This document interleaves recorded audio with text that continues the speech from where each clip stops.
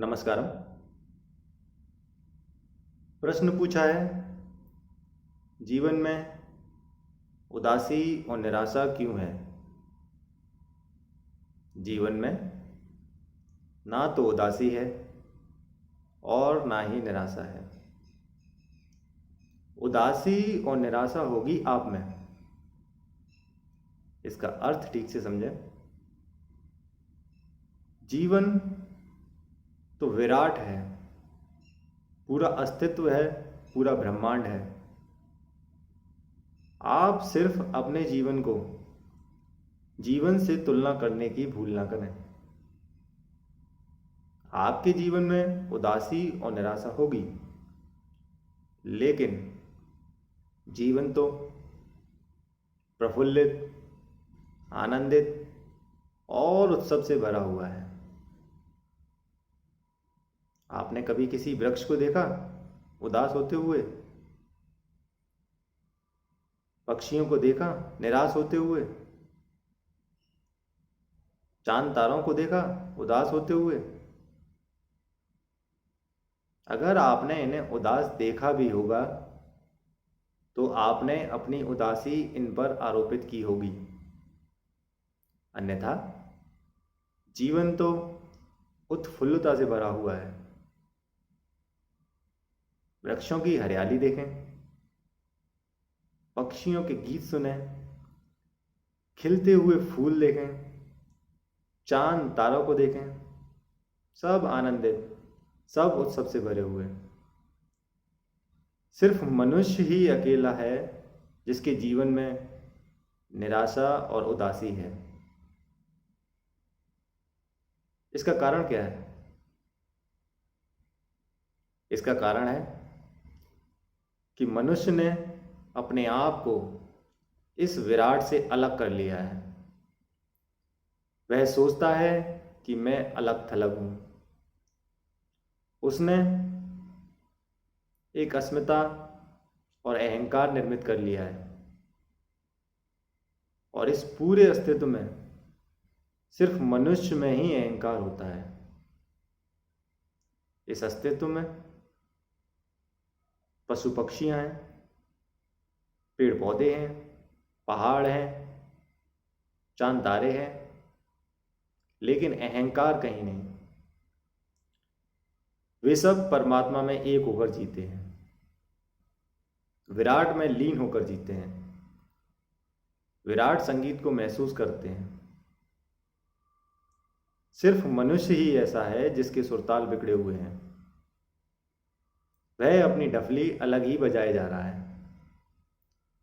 वह सोचता है कि हम तो इससे ही आनंदित होंगे, लेकिन होता क्या है? उदासी और निराशा। आखिर निराशा क्या है?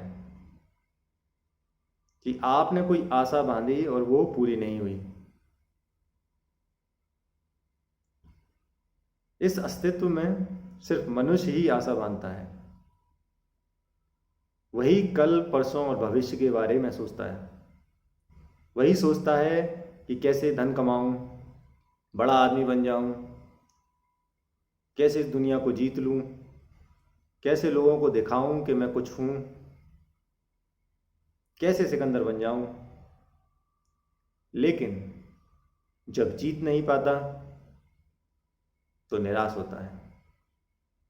सिकंदर भी निराश होकर मरा था, रोते रोते मरा था।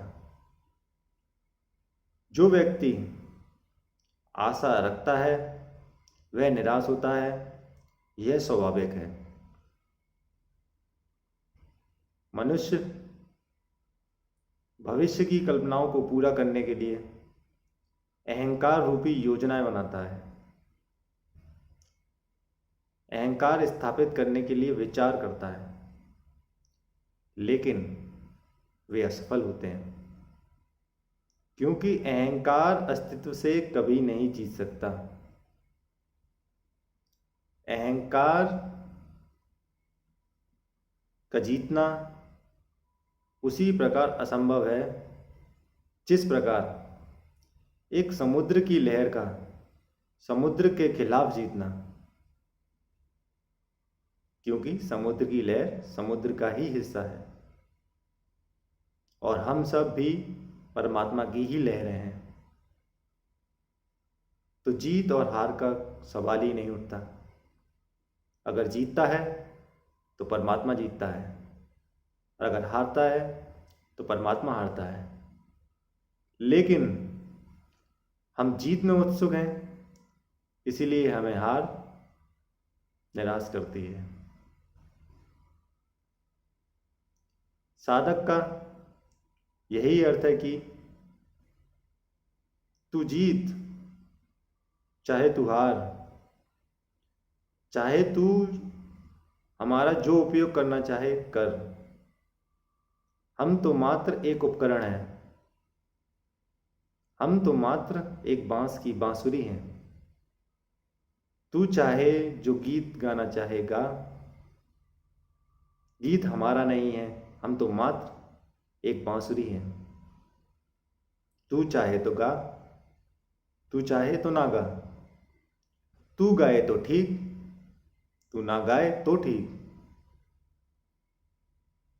साधक ने निराशा के सारे इंतजाम ही तोड़ दिए हैं, क्योंकि साधक ने आशा बांधी ही नहीं तो निराशा का सवाल ही नहीं उठता। अब आप कहेंगे कि मन में इतनी उदासी और निराशा क्यों है? अगर आप ध्यान से सोचें तो उदासी और निराशा आप ही की भूलों का कारण है, आप ही की भूलों का परिणाम है। प्रत्येक व्यक्ति को परमात्मा में इतनी आस्था तो रखनी चाहिए कि वह जहां ले जा रहा है ठीक ले जा रहा है।